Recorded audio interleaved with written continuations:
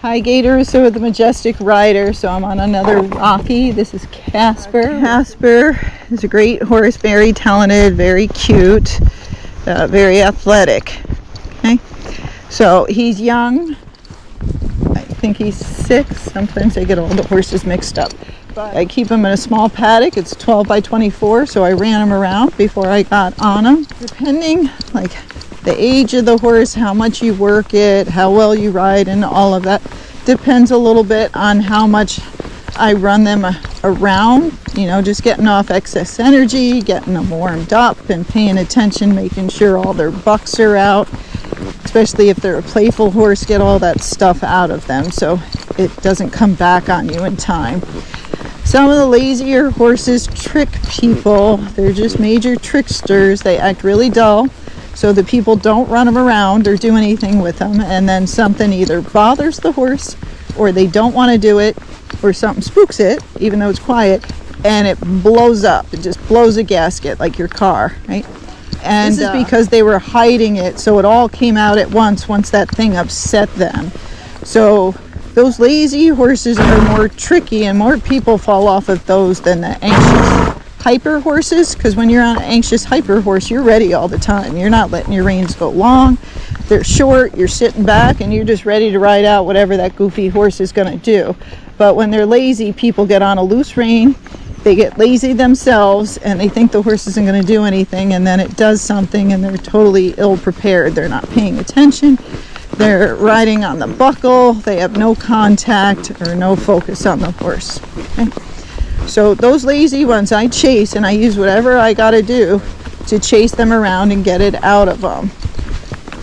Some of them won't go from a stick. You end up running back and forth in the, you know, there he paused a little bit, so I hit him with my legs. They all paused there, so you got to get ready if you have a turn like that from home. But you got to get it out of them. So the closer they are, like a round pen or lunge rope, the easier, because you can reach the horse with that stick if you need to.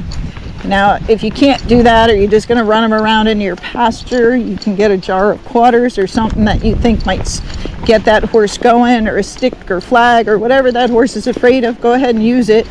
And then once it's not afraid of that object, because that will happen over time, then you find a new object to use to make that horse go. But you got to get that energy out, because those lazy ones can become quite explosive, and they can balk and kick out. They usually don't hear, but it's possible. So if you have one of those horses and you didn't get that energy out, you can't blame the horse, because it might have been sitting in there for weeks and weeks just waiting to come out, and he held it all together until that one day happened. So they usually don't run around the pasture by themselves getting it out. You got to get it out of them, okay?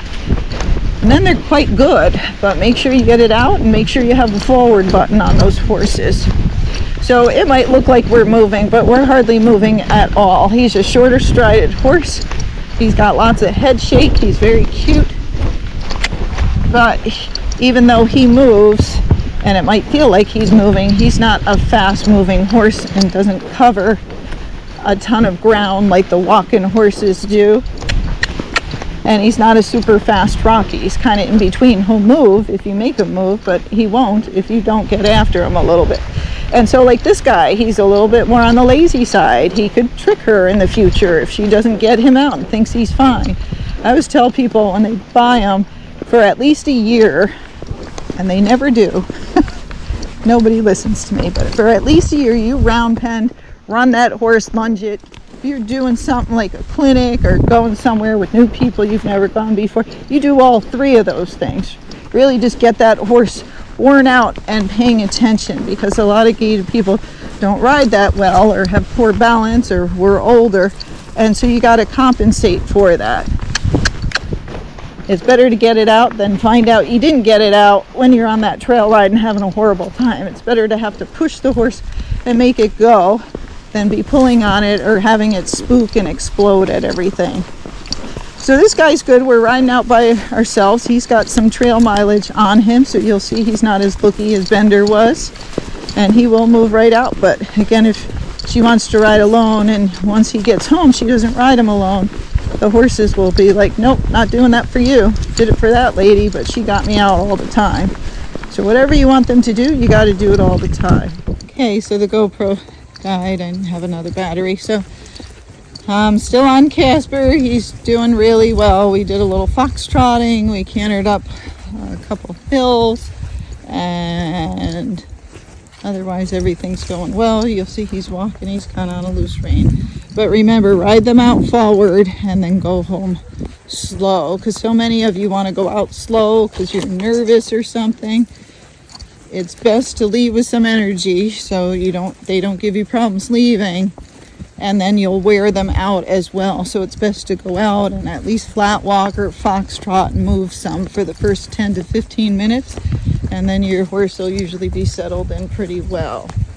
And always, if you're nervous, really run them around and get lots of energy out before you get on them, especially if they're young, or they tend to be a bucker or a bolter or a rearer, or they tend to act up, or you just don't know the horse. That's why I always say for a whole year, run that horse around, round pen it, lunge it, or do all three, especially if you're nervous, to make sure they don't have any energy left in there that you can't handle, because everybody rides differently and a lot of people are nervous, and that will make your horse worse. It'll make it jumpy, and it'll make the horse nervous because they can feel all your emotions. So prepare them and over prepare them depending on how you are.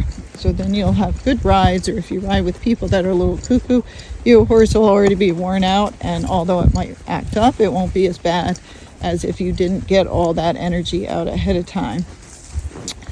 The other thing I'll tell people, if you got a gaited horse and you keep walking faster than your friends with quarter horses, arrive to where you're going to ride with them early, or if it's at your barn, work them out first, and then go do a trail ride by yourself, or have someone else trail ride them, so that horse is already tired when you go to walk with your other friends, especially the walking horses, because their one step is like 4 steps for a regular shorter strided horse. So it makes it very difficult to walk, stop, and then your walking horse falls asleep because he's so bored, then he trips, then your friends say your horse is weird and something's wrong with it. Can't tell you how many times I've heard that, but it's mostly because you're going too slow. The horse is asleep and not paying attention, and yes, they do move differently because they're bred to walk and just walk faster and faster. So they have that big long stride and they're lanky, so all those things will make people think they're weird, especially when you watch them from the back, or if they got those ringing hocks at all, that can make them look weird. So this guy neck reins, that's what I'm doing. I'm neck reining him right now, but I'm balanced and I'm still paying attention even though I have my phone out. And he's doing really well. You see, we're headed towards home. He's not rushing home or anything like that. But again, with anybody, even though we train them and ride them all over, you have to do it all at your own speed. Get the horse slowly there. Realize it's going to take you probably 2 years till you know the horse. Don't do things that you think, oh, should I do this? That means no, don't do that. Okay? I wouldn't even get on him bareback in the beginning if you're not a good rider. Wait a year. Make sure that horse has been ridden bareback before, or have someone else do it before you. Because some of them haven't, and you get on and squeeze, and that scares the horse, and then the horse takes off. So you just never know. It's better to be overcautious, get them tired. Tired horses are good horses usually, and slowly get used to them. Hand walk them on the trail, do what you got to do till you feel comfortable and you're not nervous, but always prepare. Not expect a young horse to tolerate everything and hold itself together when other horses are having meltdowns. Horses love to join in with other horses. And if you watch those videos on TikTok and things like that, you'll see they love to put bucking horses on there, right? People watch them. But watch, a lot of times the horse that started the bucking, that person stays on, and somebody else in their group is usually the one that falls off, because then their horse joined in, they weren't ready, or their horse usually doesn't buck. And then they went flying off. So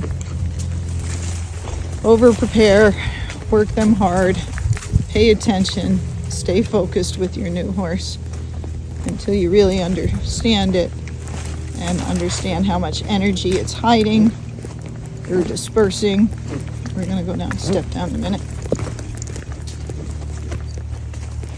and a boy. So you sit back when you go down those step downs. Sometimes they will lose their balance, especially if you fall forward. So always stay back. And if they're losing their balance, even though I let them use their head, I would peel that head back up, because then they can kind of push off of the bit and push themselves up. It's kind of like grabbing a tree when you tripped in the woods and pushing yourself back up. But that's Casper. Overall, he did really, really well. He's going nice and slow, but the owner will have to get used to him, make sure she gets all his energy out before she rides him. Remember, it takes 2 years to know your horse, but at least round pen him and do all that stuff for at least a year. Then it's up to you. But I recommend, if they're in a small area or they're not out there running around all the time, that you always just check. And it's a good way to see if they're lame or something's wrong with them, or they're just acting weird that day and they're not up for it. Okay. All right. Hope that helps.